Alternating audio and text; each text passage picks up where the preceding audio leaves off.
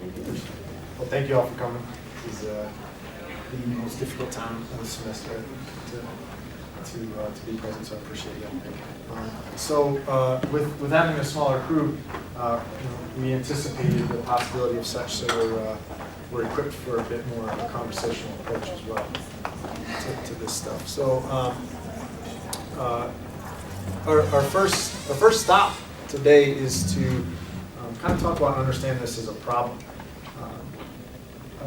The notion of African American men in teaching is it's kind of taken on a bit of this like unicorn status in the situation, and it shows up periodically, really over the last 5 to 8 years of periodic news stories where journalists and other researchers become curious as to this notion. It's as if it's a curiosity that emerges. So like people start to notice, hey, there aren't any black teachers around. That's weird, right? And people get curious about it. They write these various articles and come up and postulate some ideas, and then it sort of moves on. Nothing's really kind of done that's deep about this. It's a noticing of nothing more. And so we've, by and large, been working over the last year and a half to start to try and complexify and better understand this issue. We've really identified many complex components that play into this, and we started the process of grouping these together, and what we see is like 5 categories that really describe these benefits. And a lot of them relate specifically to issues that are germane to African American men in general in American society. But we also recognize the fact, and I think it's important to name as well, that these issues impact other intersectional identities as well. And some of the things that we name today, while they are as I said, germane to African American men, they're not limited to them.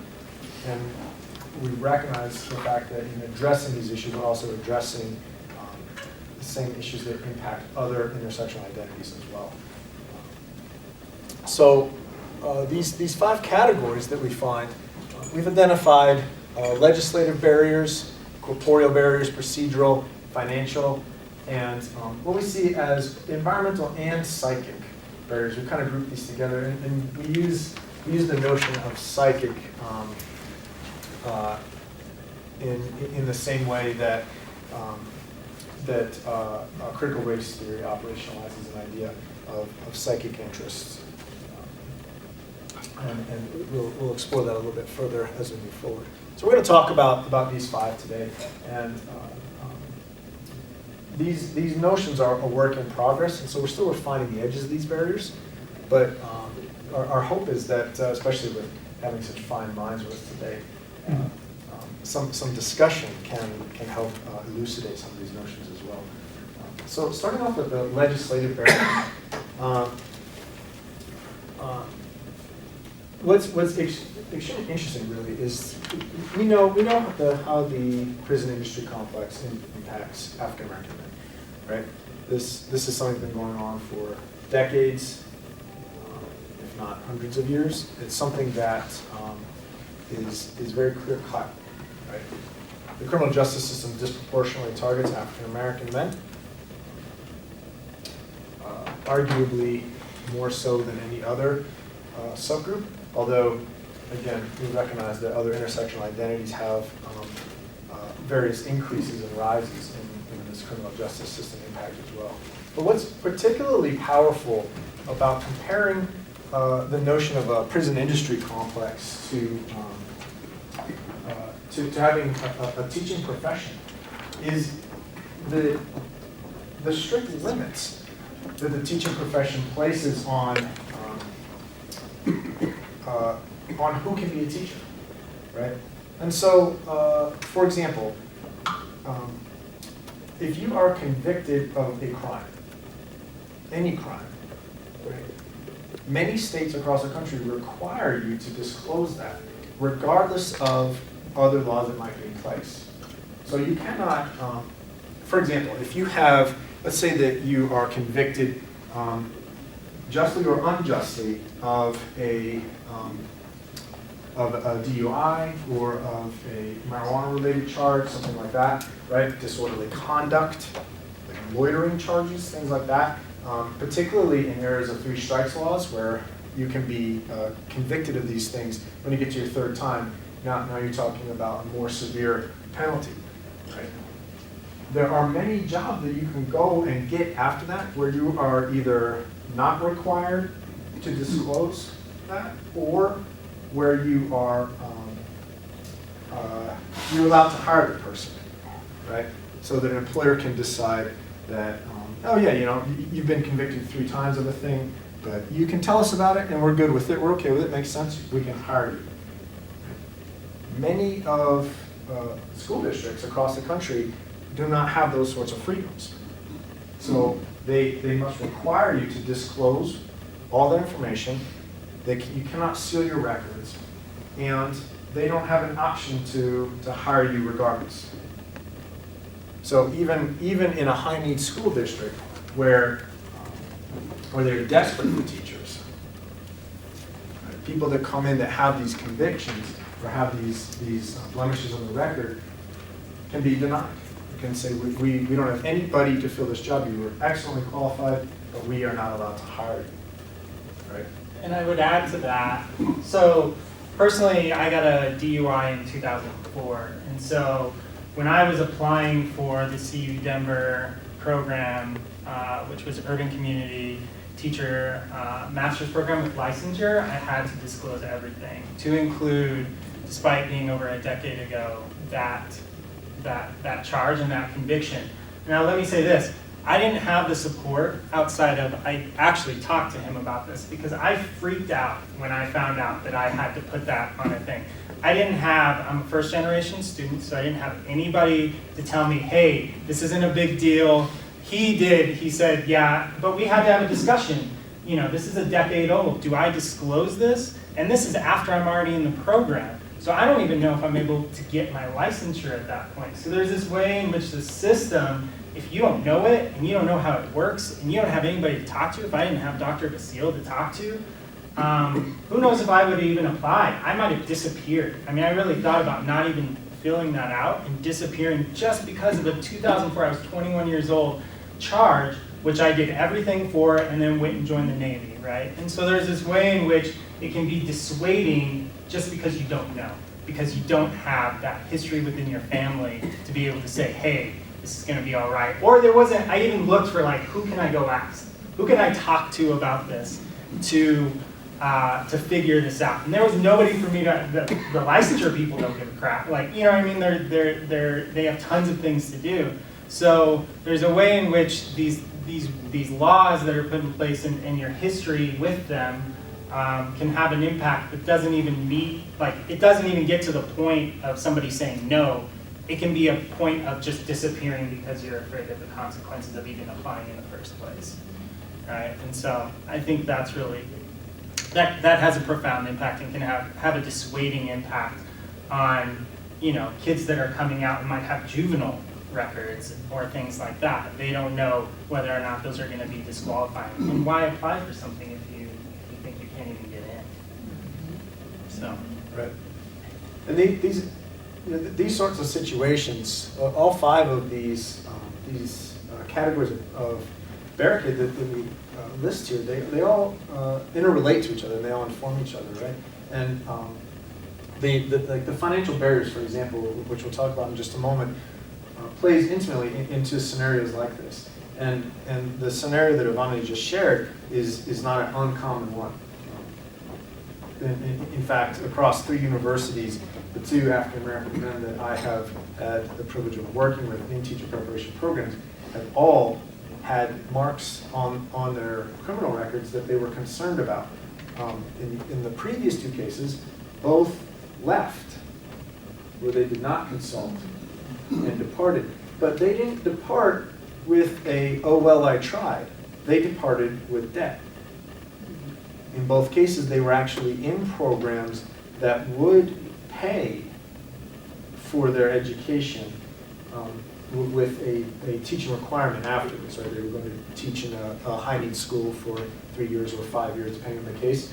But if you depart early, you owe that debt, right? So in both cases, rather than risk being kicked out or the embarrassment of or not know, they ghosted and incurred one, in another case, 2 years worth of private university debt.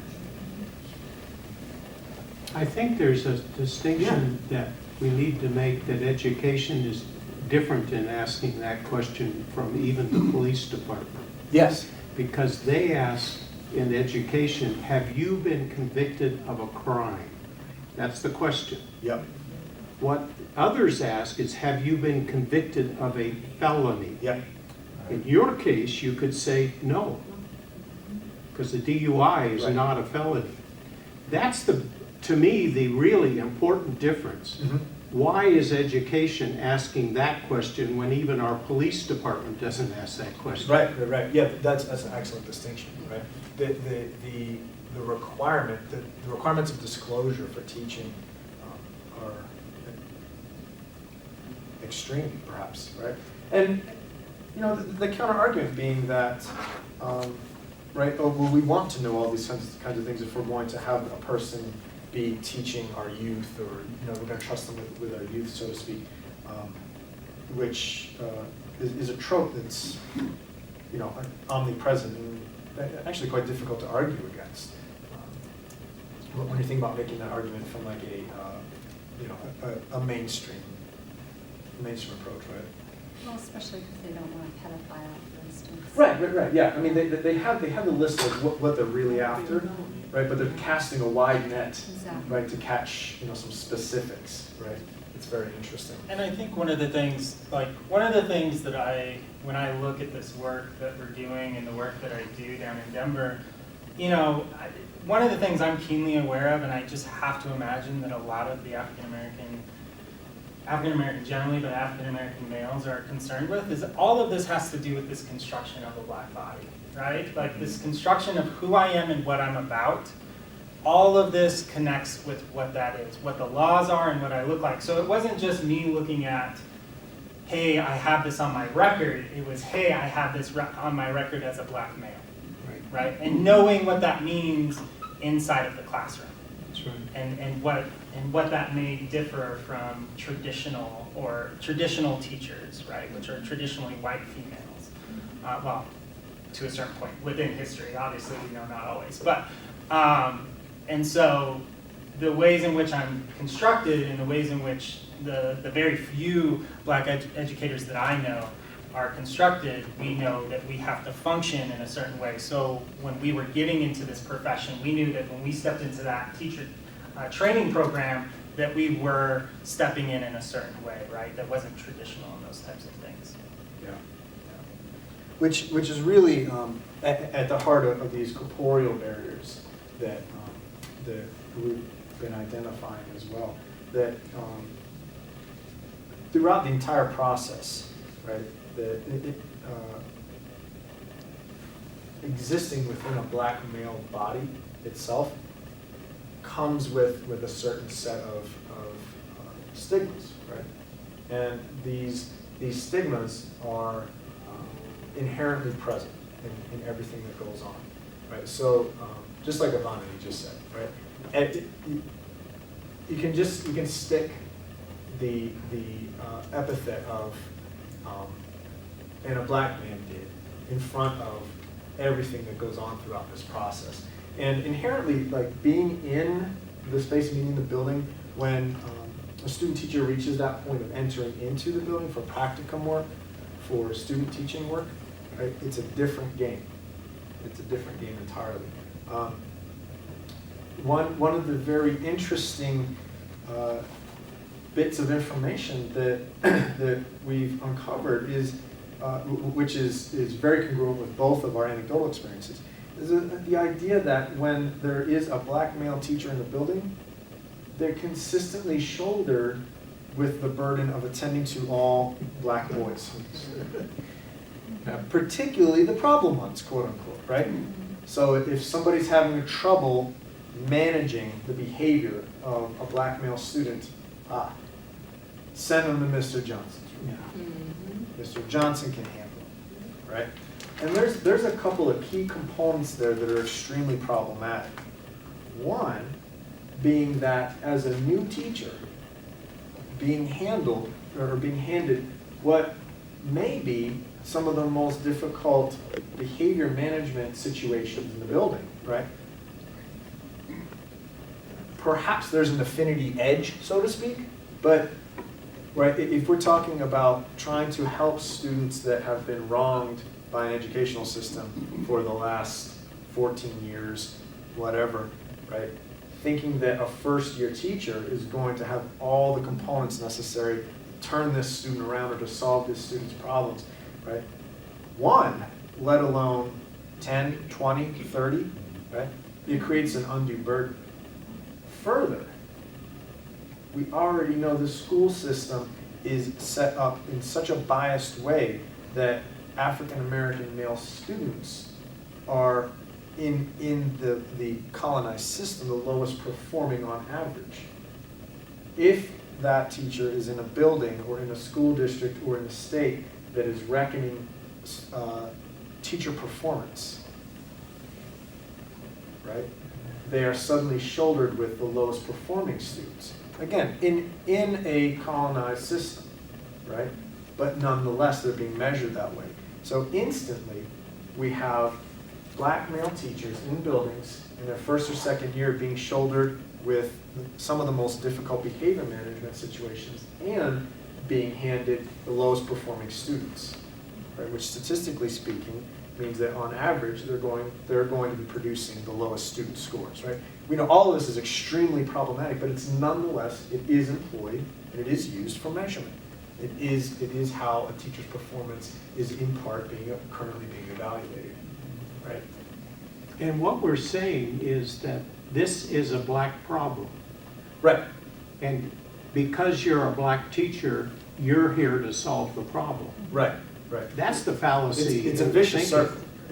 It's quite a vicious circle. It is. And I've been told right now, because I just finished my degree in December, I've been told I can get a job anywhere I want, right? But what I know coded in that is I can get a job anywhere I want because one, they don't have a black male teacher, right? And one of the lead recruiter in Denver is an African American male right now, and I don't think that is an accident. I also don't think it's a bad thing, right? But in having conversations with different schools and different teachers, my conversation has been, I need support.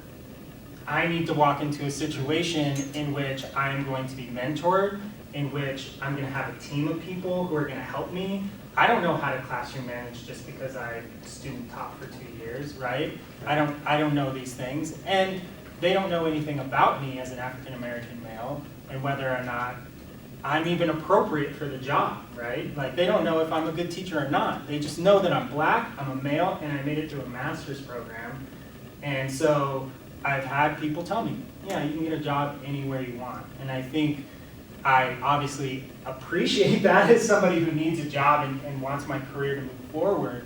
But I've also been told by senior teachers, like, you're not gonna get that support, most likely, no matter where you go, and you just got to kind of decide where you want to be within the Denver metro area. And of course, that's anecdotal, but those are words that have come out of people's mouths to me in the last 2 or 3 months.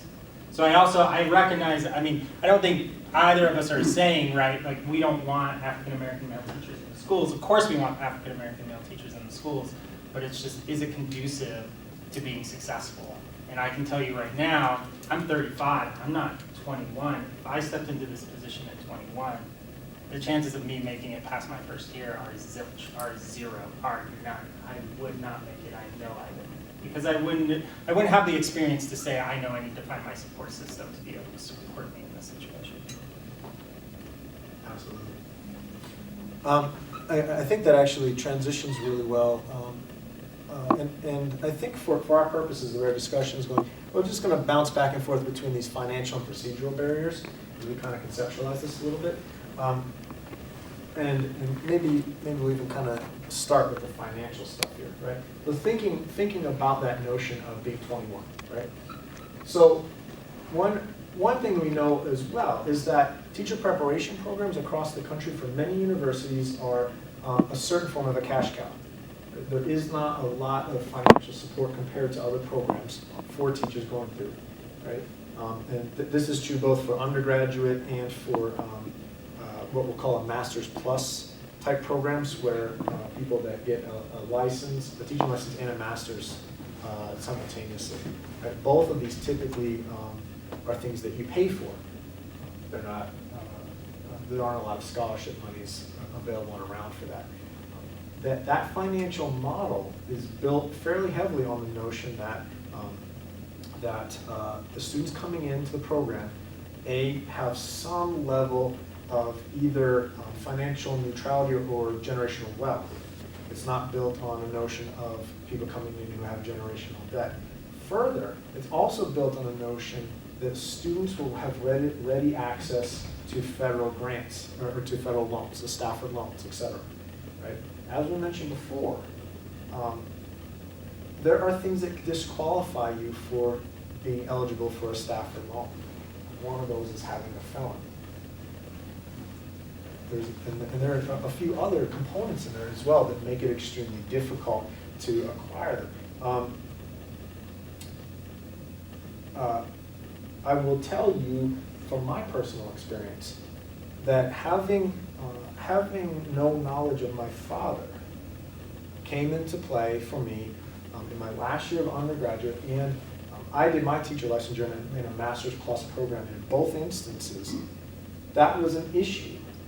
It was one that I was able to figure out how to get around, but I very easily could not have.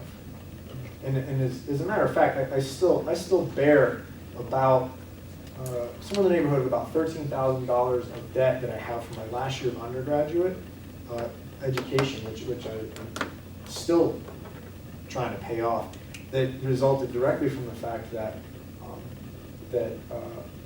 the grant folks wanted documentation that I just didn't have access to. And so a grant turned into a loan. Right? Part of that generation. Right? Turns out that was a $13,500 loan. So sort of, thinking about these financial barriers and bouncing back and forth to these procedural barriers as well. With regard to student teaching and practicum placement, right? This is a procedural issue. We see this here at CSU. It's an issue across Colorado and across the state, is that there's limited schools that house student teachers, and placement's always a bit of an issue. Finding the right places, the right spaces, etc.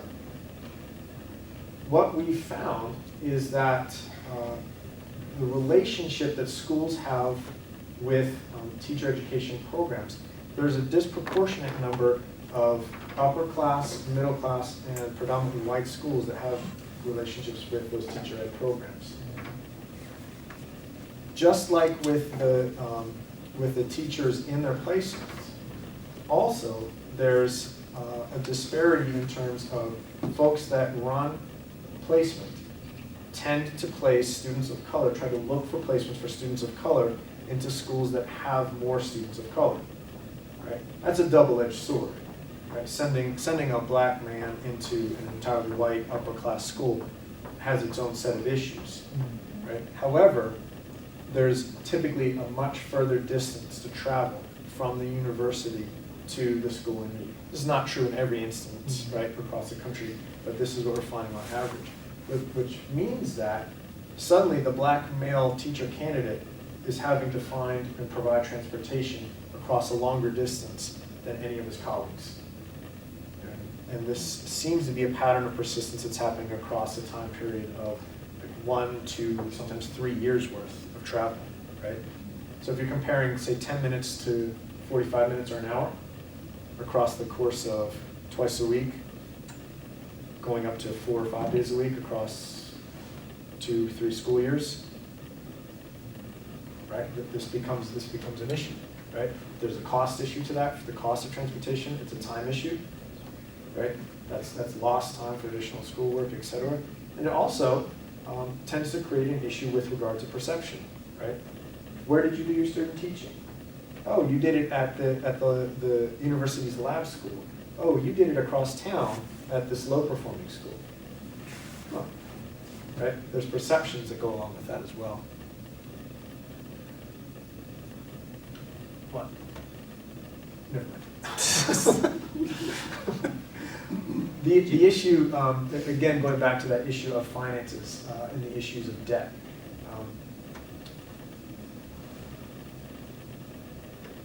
Thinking about, Yvonne and I both shared these notions of times and moments in our educational experience where we didn't have a lot of people to turn to get the information that we needed, right? That there was a situation, there's a thing that folks know, we didn't know. On the flip side of that is that some of the lore that does make it into African American communities does surround the notions of loans and finances. It really only takes a couple of brothers to go through and not make it and all of a sudden have debt for a degree they didn't get. It doesn't make any sense, right? To tell that story, to make it not worth taking the risk, right? That teetering on the edge kind of thing. I know how this goes, right? I don't have a good chance of actually getting through this program, and if I fail, it's costly, right? So I could get my degree, if I'm doing a program like DU has a program that's matched up with Denver Public Schools. If I get through this program, this is great. I have a guaranteed job. I get my education for free. But if they find a reason to make me quit or to kick me out, I'm going to owe them tens of thousands of dollars. Nah. Well, and I think to say nothing of, some of the work that I've done is kind of bared out the fact that that lack of generational knowledge often leads to that. So for instance, and the research backs this up, I've been to almost every school in Denver outside of DU. I've been to Aurora, Community College of Aurora, Community College of Denver.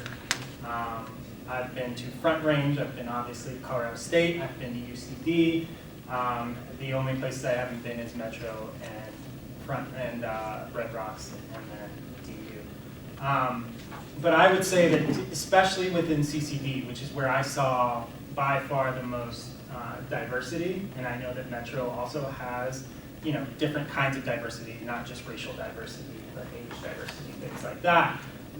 And just actually had a conversation the other day with a Metro professor that the lack of counsel on what classes to take, right, and how to get through their degree leads to some people either taking 9 years to get their degree and acquiring all that debt, or, even if it was an extra year, right, or not getting their degree at all. It's really well known, and they wouldn't say it out loud to any type of public place, but that community college is a huge service, but also that a lot of people never make it out with their associates while they do take on that debt. And I would say that I wouldn't have made it through CCD had I not been on the GI Bill, which has a person who literally told me, you only have one class left. If he had not told me I only had one class left, I don't know if I would have left. And I don't know that I would have come here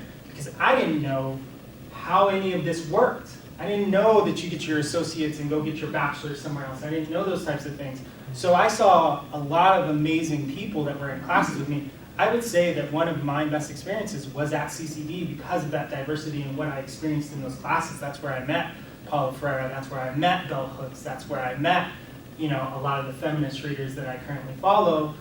A lot of the amazing work is being done at that CCD, but because of a lack of knowing what to do and where to go and how to get there, you can end up taking 3 years worth of classes and not end up with your associates, which is really just a basic, it's your basic degree if you want to move on. So, the research bears that out, is that the lack of that kind of direction and that help can lead to perfectly capable and motivated individuals either saying, nah, heck with it, screw it, I'm not going, or ending up with a ton of debt and still not finishing, even though they put the effort in that could have given them an advanced degree by that point. So our fifth category, environmental and psychic barriers. And for us, this sort of catch-all, so to speak, interweaves itself through almost all these other components, right? And we've sort of been talking about most of it throughout the other four. But what's particularly impactful and really stands out for us is some of the stories that we have encountered around this type of thing, right? This idea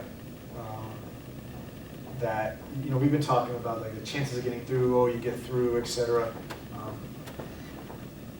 There are multiple people that we have encountered and talked to that have found in the teaching profession that in some ways it's where the overt racism is the most straight up than anywhere else that they see in their lives. This was a year and a half ago now, we talked to a teacher who told us that after getting a degree, they looked for a job in Wyoming, and they were told by the district recruiter, I think, straightforward, as a black person, you will not get a job here. We will not be hiring you. With almost with the notion of let me help you out. Right? We'll just cut to the chase. Right? The psychic barriers that exist around the corporeal barrier, right? Walking into a building every day. Right? It's a unique form of a dual consciousness, of a double consciousness. Right? Showing up and being a teacher, showing up and being a black male teacher, right, is always present. So you're always the black male teacher in the building. If there happens to be more than one, you cannot talk to the other black male teacher in the building without it being a thing, a gathering, a convention, right? Something that's impenetrable or is worthy of notice or good for you or right, they need their time, etc. Right? It's epic. Well, and that can create avoidance, right? So that means that what might be a natural pathway to connection actually might be severed by the environment in which you don't talk to that African American because you don't want to be perceived as having that group, right? That crew or whatever it's going to be interpreted as.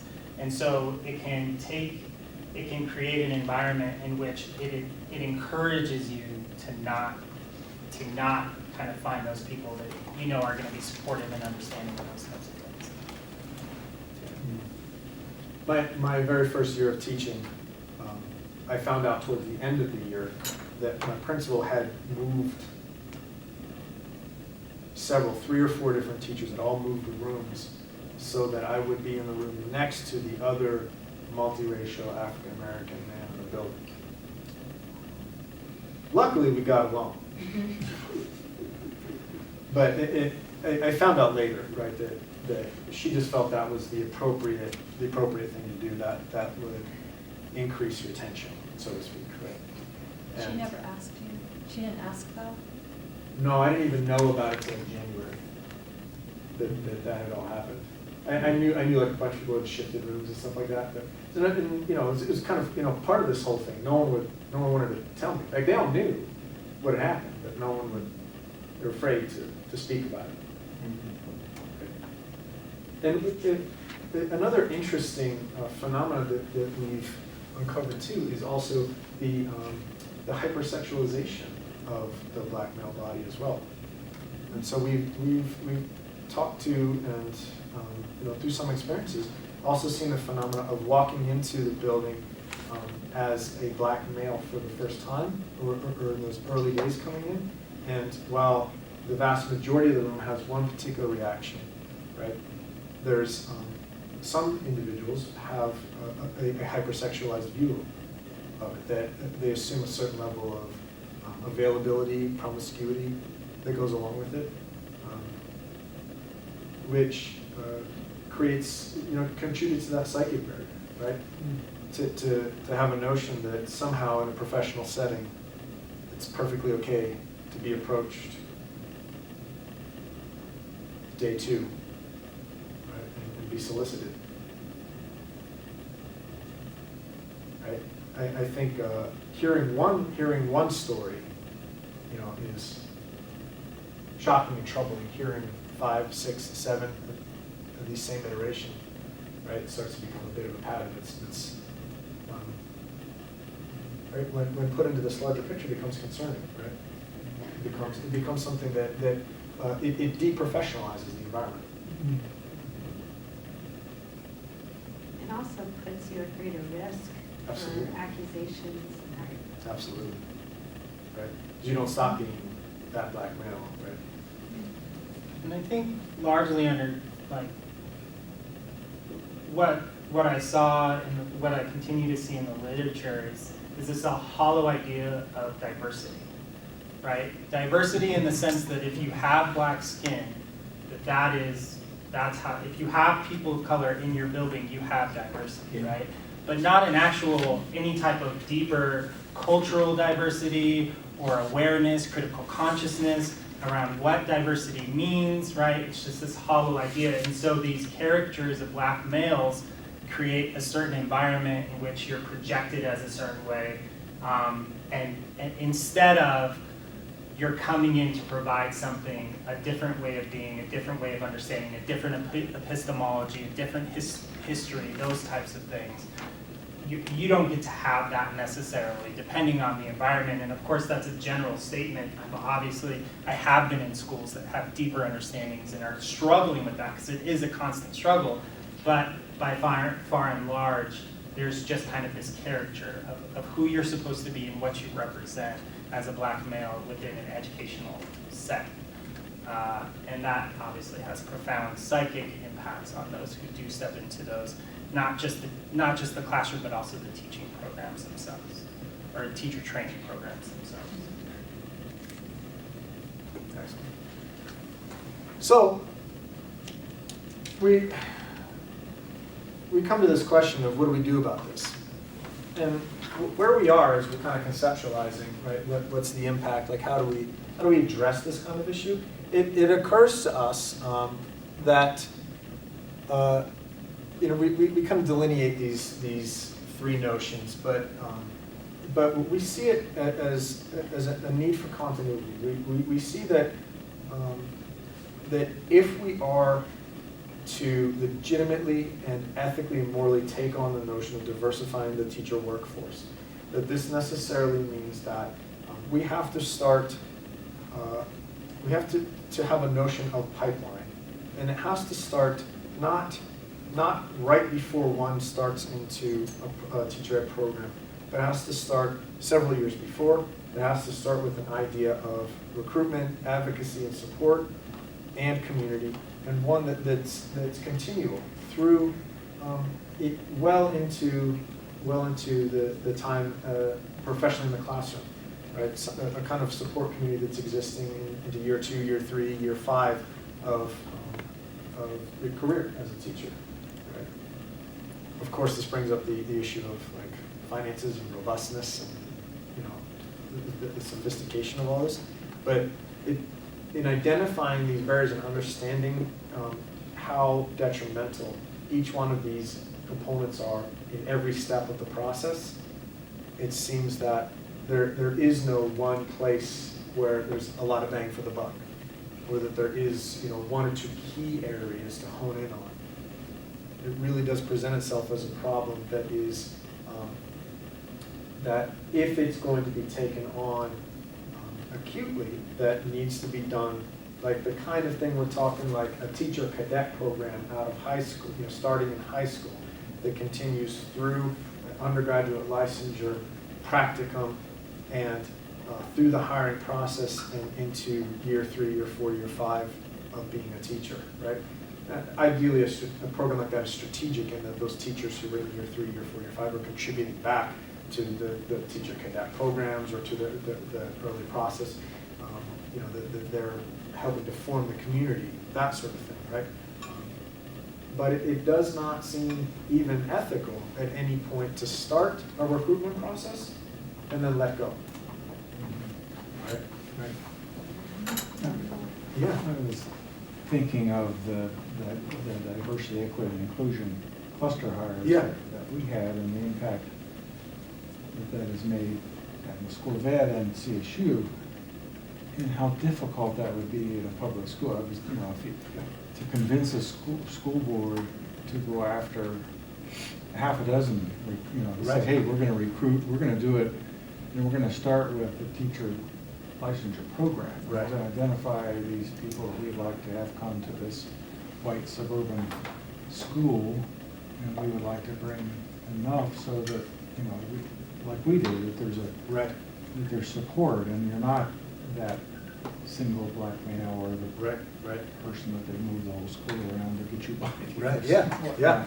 And, but boy, that would really be Yeah, there's a lot of challenges. politics around getting that. I mean, it was difficult for us, politics around. Right. Yeah.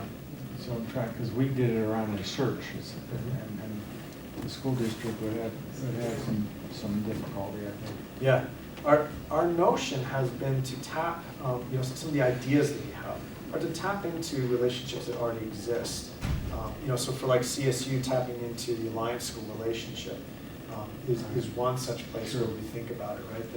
That there's a bit of a justification there, right? That the Alliance School relationship may, it's a justification for, especially if we find, which there actually are 2 Alliance schools that have foundations for the equivalent of teacher cadet programs. And so if we all of this relationship that exists, there's the money, and then reach a point of the notion of, well, you're hiring students back from a program, Right. not necessarily students that fit a specific racial demographic, right? So an approach like that we think may be in the right direction. One of the issues is that while, like we said in the beginning, while this people making the notice of a lack of diversity in the teacher workforce, there's very little for us to draw on to know what works. There's a few programs around the country that have done some similar endeavors. They've emerged and failed for various reasons. Not failed, but ebbed and flowed.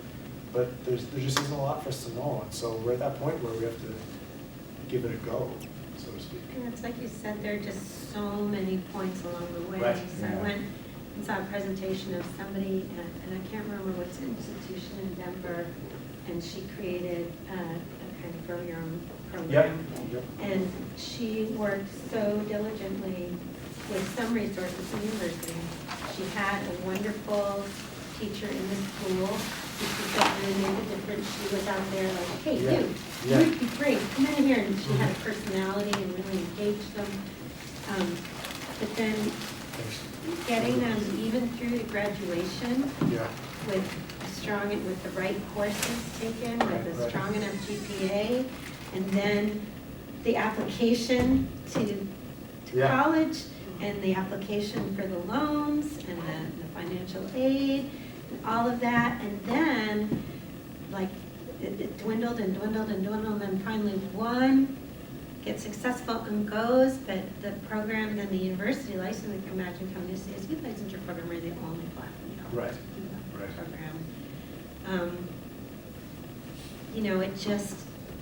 It dwindled to Right. the, Yeah. we didn't even get anybody through teacher licensure,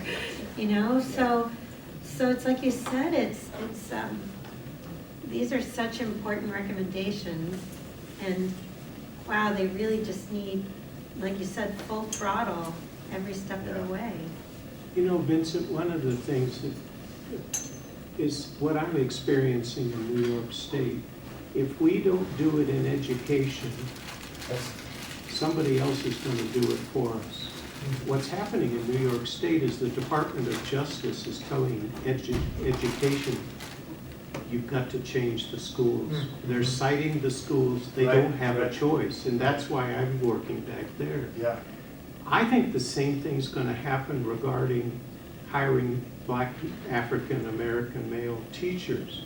The Civil Rights Division of the Department of Justice is going to come in and say, this is disproportionate, this is wrong. And we're not going to have a choice. Yeah. And And maybe what it education takes- in New York is backpedaling because they feel they're forced. Well, they are being forced. Oh, right, yeah, yeah. But the point is, where do we want to be, in the leadership Right. or not? Yeah, And I think we're sitting with our heads in the sand. absolutely, And that's what really bothers me, because this is obvious discrimination. absolutely. And so what you're saying is fine. The point to me is, where do you want to be on this? On the leadership side or on the you have to do it side? I think it's pretty simple, because, Yeah. I mean, It's I'm an imperative either way, right? Oh, I'm experiencing it. I'm amazed how the Department of Education in New York State has just been so fighting it. But Right. the Department of Justice isn't giving them any chance, so. I think the same thing's gonna happen with this issue. I Yeah. really do. It's I just would too not be obvious. surprised. You have something you were gonna Yeah, so I think it's really, I'm not quite sure how much this Department of Justice is going to do anything about these kinds of issues. However, I really appreciate these recommendations. And I'm also thinking of two other pieces Yeah. that, for me, are not necessarily captured really here, but are also relevant.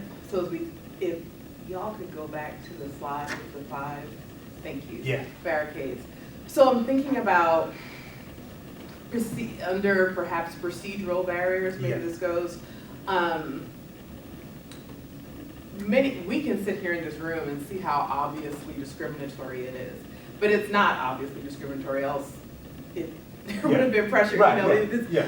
Because people want, and I think particularly in education and in other helping professions, want to believe they're good people and nice and fair, Yep. even though they're not. And so I think about the ways that meritocracy Yes. comes into this Yes. to cloak discrimination when it's happening. Yep. And so how can we, so how do we intervene to pull back the curtain on those procedures and practices that are reproducing this false myth of meritocracy as the reason why these men are leaking out of the system, Right, right? right. Leaking out of the pipeline, I don't like that metaphor, but leaking, Right, leaking. right, yeah, yeah. I think the other, and I think about psychic barriers particularly. When I was in school, and I had the fortune of being able to be the little first gen Black kid from Harlem who accessed a predominantly white, upper middle class, single sex high school in the middle of New York City, on the Upper East Side. And I had experiences with teachers there that were overwhelmingly very positive. None with any Black teachers. No Black teachers during those 4 years. I had them beforehand and after, but not during those 4 years. But had a teacher who, as Mrs. Hardison, my English teacher for like 3 out of my 4 years in high school, who said, I think you'd make a good teacher. And I was like, you're out of your mind. I'm not ever doing that. And well, one of these days I'm gonna track her down and be like, so you're right. But if I had, even though I was like, nah, I don't want to do it because I don't have the patience. So that was my reasoning. Yeah. I don't have the kind of patience to be doing all that, what I see you doing. Lo and behold, apparently I do. Point notwithstanding. So I think about the ways that, as we're talking about black boys, and Black men, the way their early school experiences with teachers set up psychic barriers Yeah, yeah, for them even considering being a teacher. yeah. Before they even get to trying to do teaching licensure and go through all these barricades Yep. within the teaching licensure process, what are the psychic barriers that have been put up before they even get out Yeah, of high absolutely. school? Absolutely, yeah. Because of the way teachers engage them, because of the way, schools are set up. So all of these same barriers that they've experienced all the way K through 12, unless they looked out and had Yeah, a right, great right, teacher or right, two yeah. along the way. Right, But I think that's a preliminary barrier. yes. That of course teacher licensure programs can't fix, but how can they be more aware of the need to, as we think about creating pathways into the profession, of engaging with students who aren't necessarily even thinking about being in education, Right, right? absolutely. During their undergraduate years, they make it to college, maybe we can start there.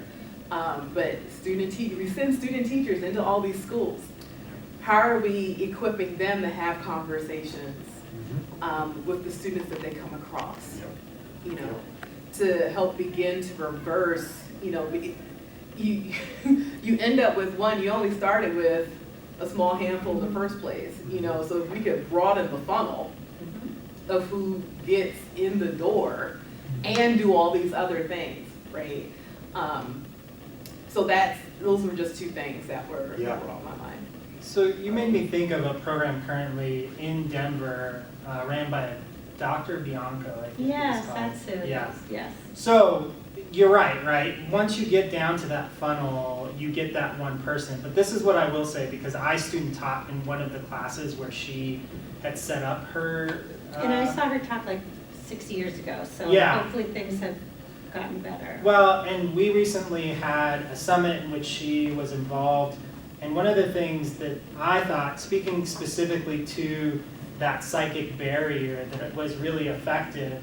A lot of the students didn't go into teaching, but a lot of the students did go to college. And what I heard from them was the work that program does on critically conscious thinking was fundamental in their ability to continue through high school.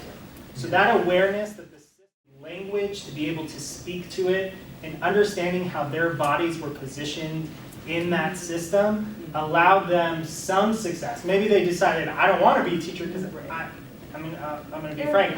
I don't want to mess with all of that, right? But one of them became a counselor, a student counselor, and another one went into different. But that critical consciousness seemed to be, and I'm reading an article right now, it's on my phone right now, that speaks to the ways in which understanding the system and knowing the system provides those tools. So I think you're right that, in her program, it is focused towards creating teachers, and hopefully it gets more and more effective. It has been effective in the last few years, but gets more and more effective. But I will say that the tools that they get by reading I have the book, some of the literature that speaks about this is the way the system is built, these are the tools that are being used, here's how institutions are ingrained with racism and issues of inequality. Those types of, I saw those kids, even in my own classroom, go, oh, okay, so this is what I'm feeling. I know they already know it in their body, they already know how to speak to it to a degree, but then mature in that and then start to gain power in that and then are able to be successful. My vision in education is I want my kids to be able to make decisions. I don't care if you decide you don't want to do education, but make a decision understanding how you're making the decision and why you're making the decision. So I think that's a really good point and something that definitely needs to be pushed forward. And it's something that, I work with some kids, and that's all I'm focused on, critical consciousness. Kid just asked me, do women shave their legs for men, or do women shave their, and I was like, hallelujah, that's the beginning. That's the start, right? I mean, it's more complicated than that, but we're getting those steps because those are the questions that I want them asking about their own lives and as well as the people around them. Now, I'm gonna end this on this last statement that to meet one of the biggest imperatives of diversifying this workforce, of having, particularly in communities Thank of you. color, particularly in our communities of color, is that that schools are part of the community, and they represent one of the most reliable and solid set of jobs available in a community. And the fact that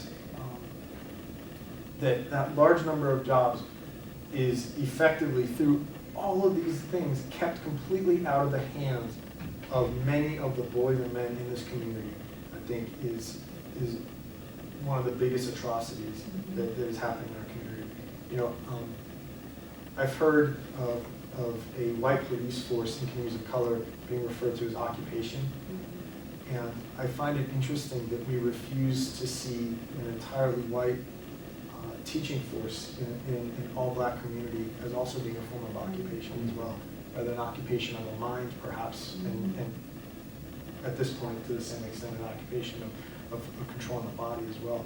But we just refuse, the same critical minds that are looking at the police force that way won't see a teaching force that way as well. And I think that ultimately, while I completely agree about that choice, right? At the end of the day, I do want the teaching job to be a perfectly viable, available choice to me. Thanks for being Thank here. you. Yeah, appreciate your time. Appreciate your time.